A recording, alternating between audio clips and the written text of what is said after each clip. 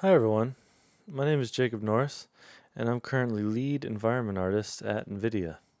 And I'm going to show you a quick tutorial on baking inside of Substance Painter. Another reason I wanted to show you this tutorial is also because the recent implementation that Algorithmic has of ray tracing technology into the baking software of Substance Painter. It increases the bake time, or the speed actually, at which things bake so that the time of baking decreases greatly. So you can bake things much quicker now, even with ambient occlusion and anti-aliasing as well, to remove a lot of the jaggeds, edges and things like that you'll get inside of some of your bakes. So today I've got this model here from our Soul cinematic, and I'm just going to go ahead and show you basically the step-by-step process, how we're going to bake this, and then you'll even see I've got the world time here, and I'm going to show you in fast motion, of course, how things are baking, so you can actually watch it go. Alright, so we've got our texture set for this half of the disk. It's currently split up into 3 texture sets, and you can easily see which one you're about to select just by showing or hiding the object with this eye icon here. So I've got this disk A material selected, which as you can see has no bakes on it currently, no information, no maps, and no textures in my layers here. So I'm going to go into Bake Mesh Maps after I've selected the disk A mat that we want to bake. And in here you'll get all the different settings for your bake. In this case, I have no material IDs, so I'm just going to uncheck that one. We don't need it. And I'm going to leave the other ones all checked and just adjust a couple of the settings here.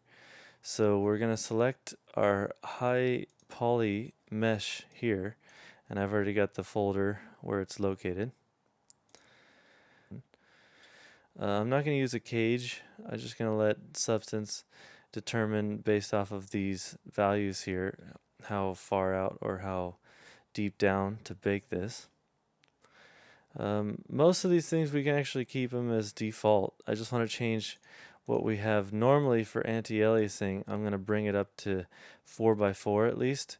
You can even do 8x8. It will take a little bit longer, but the more subsampling you have, then the cleaner your bakes are going to be when you're going to look for some of those jagged edges I was talking about earlier.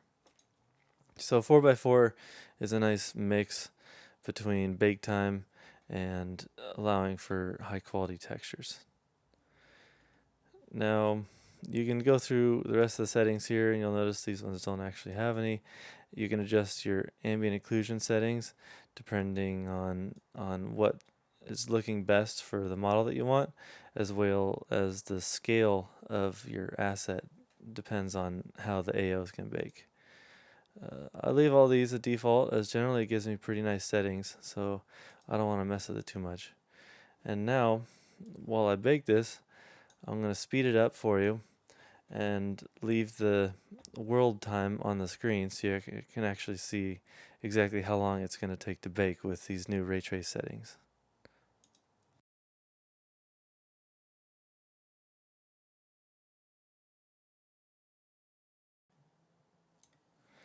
And it's done. And you'll notice it didn't even take actually a full minute to bake that.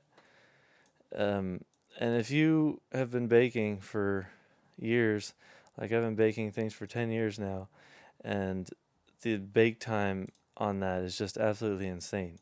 Especially because if I were to show you exactly the size of this original high poly is 75 megabytes.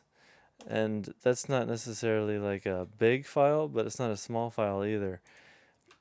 And something like that, especially for ambient occlusion, back in the day, you'd be sitting there waiting for hours for these types of things to bake.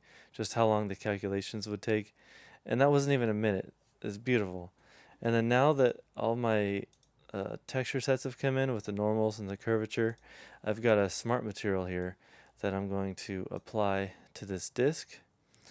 And using all those nice edge wear and AO and the maps that we just baked out of here, it's going to calculate all the information that I want and give me really a pretty much finalized texture for what I'm kind of going for with this disk here. And there we go. So now we've already got some nice edge wear on here, a little bit of dirt and grunge, a couple scratches here and there, and this thing's already in a great state. You can continue to take it further from that point, but wow, like that is just so fast. Yeah, thanks so much for watching, and please let me know in the comments if you have any questions or feedback on this quick little tutorial, and we're gonna give you some more similar to this in the future. Longer length, shorter length, quick tips, and all kinds of great information for you guys.